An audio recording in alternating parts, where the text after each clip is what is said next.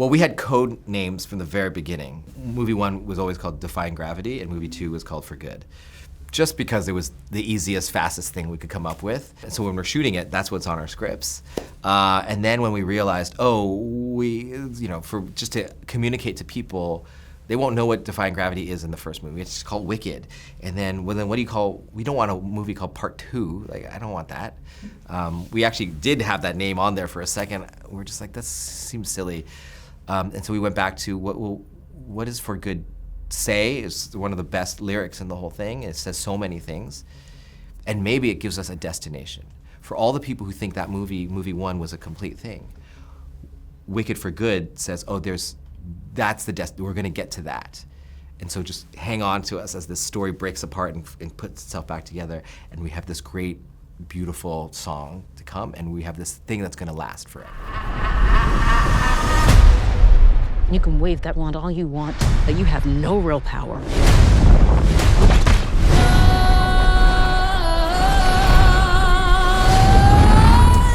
By having Defying Gravity as the end of movie 1, if that had to be the emotional peak of what we were rooting for the whole movie, then you could just say, it's not about the wizard versus Elphaba, because she never confronts him. It's about this moment that she flies. So she has to, what is she defeating there? Her own inhibitions, her own fear of what other people are gonna think of her. Okay, so then we need to build in a moment where she actually realizes that, not just runs out and says, it's me! She has to run and she has to fall. And then when she falls, it shakes us because we think we know Defying Gravity. And then she sees a reflection of herself and she reaches out to save herself, and it's the broomstick. And she says, it's me. Then it means much more. And then Defying Gravity is the peak of what we want her to do. So it made sense in that way. And movie 2 felt like, great, now they're different people. We come back. And the dream has shattered. And we get to ask the question, well, now what? Does the dream still exist, or was it just fairy tales? Which is exactly in the spot that we're in now, in our lives. And maybe movies can help guide us, like the dream can still exist. It's just a little messier, and we have to maybe forgive each other and see each other a little bit more complicated than what fairy tales tell us. I knew that in order for us to believe real emotions, that Oz couldn't be a dream. It had to be a real place with real landscapes. I knew that we always, at the very beginning, wanted to break the matte painting of Oz, this idea of this Oz as this sort of perfect portrait.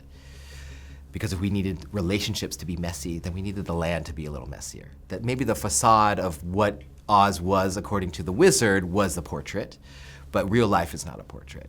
And so I think that served a story purpose and a thematic purpose for us, that we could then get in there and say, hey, that yellow brick road is dirty, because people have to walk on it. And there is grout, because someone had to build it. And someone had to put the bricks there, and the animals are the ones who are being forced to do that. To me, it just all connected a lot of dots of real stakes. Because I knew you, because I knew you. I'd love to know where the idea of Glinda being there for Wonderful came from. Oh, well, following the truth for that one, it was, I don't believe Elphaba would ever be convinced by the wizard. I mean, that's like the #1 question. We're like, how, why? And it required 2 things. One, she had to question what she was doing, Elphaba. So you had to have a song, like No Place Like Home. You had to know her agenda. Free the animals, expose the truth. Then you had to have a song that then explored her questioning this idea. Why do I love this place that never loved me? What am I supposed to be doing? No, we're supposed to be fighting for it. And she doesn't finish the song, it gets cut off. So she's not quite there yet. So then by the time Wonderful comes along, and we had to create a scene with her and Glinda before that, having this tension, like she does miss her. We have to know that she does miss her.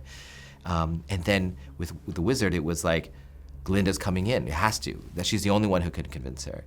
And what the wizard is telling her is the truth, the things that she was questioning in the song before. It's like, they'll never believe you. What do you mean they'll never believe you? Because they don't want to. She knows that's the truth. She knows he's telling the truth. Now he's telling the truth. And Glinda then has an opportunity to say, come work with us. I trust, you trust me. We can be unlimited, just like we have a second chance. We can do this. To me, that was reason enough that if we were going to be convinced that Elphaba would make that turn, that had to come from Glinda first and foremost. I would agree. Thank you. And it was really fun to have Glinda in that number. I'm off to see the wizard.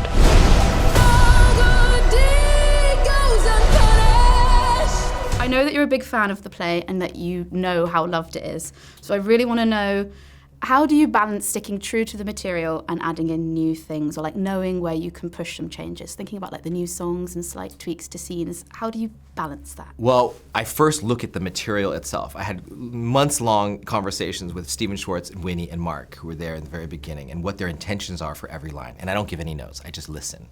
After that, then I go back to my first watch, which was before it was on Broadway. And I remember what it made me feel and see and get excited for and question, and so I wanted to bring that out. And then you throw it all away.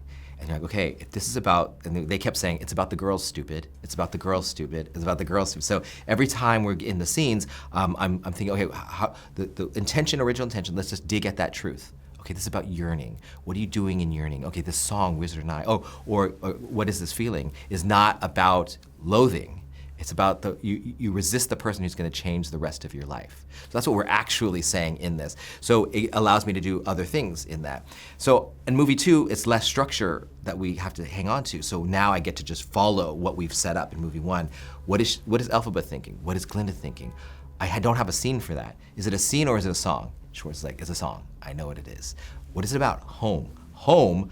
Well, that's so interesting. Right now we're in COVID lockdowns. I live in a home and I feel like a stranger in my own home. Like what is home? What is this place? Who are our leaders? All these questions came up. And so we just kept following, again, the truth of the material itself within the world of Oz. Bring me the broom of the Wicked Witch of the West. So I have proof that she's dead.